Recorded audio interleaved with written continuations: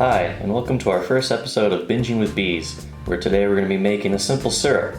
It's a great energy source for the bees, it promotes a faster wax production, it's a must for newly installed nucleus colonies. We'll get started today by mixing a 1 part sugar to 1 part water by weight. We'll grab our biggest stock pot, start mixing the proper ratio of water to sugar, and letting them all blend together until homogeneous.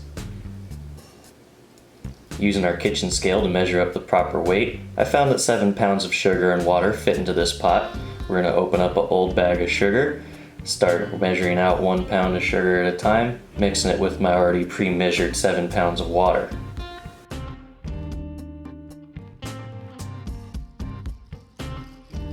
Add the sugar into the water, we'll let those flavors get to know each other. Okay, maybe we'll get a bigger bag of sugar for this to help speed things along.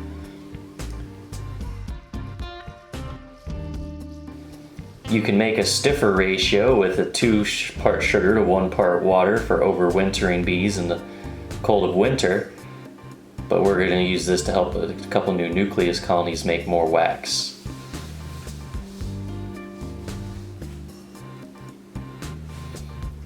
Now that the sugar's in the pot, we'll get our tiny whisk. Okay, maybe not tiny whisk bothering on this. We're going to go ahead and throw this right onto the stove, put it onto a medium-low heat.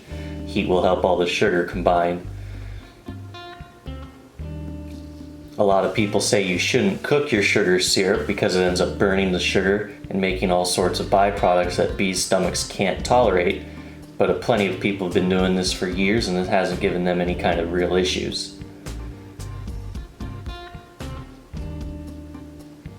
Another concern other beekeepers may have is about using tap water, which contains chlorines and chloramines in it to help keep it safe for humans to drink, but there's been plenty of studies that have shown that chlorine in water is not really effective bees. In fact, bees even love to go over to your neighbors and drink their pool water. We're going to add the second pot onto the stove, get those two to blend together nicely. Here we've got our sugar and water on the stove, turn to a medium-low heat. Give them a good stir every so often to make sure things are evening out. All that white sugar is going to dissolve into a nice clear, easy liquid for the bees to consume and turn into wax.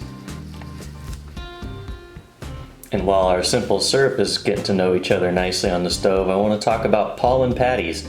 Pollen substitute's another really important thing. The simple syrup is a carbohydrate, the pollen patty is their protein.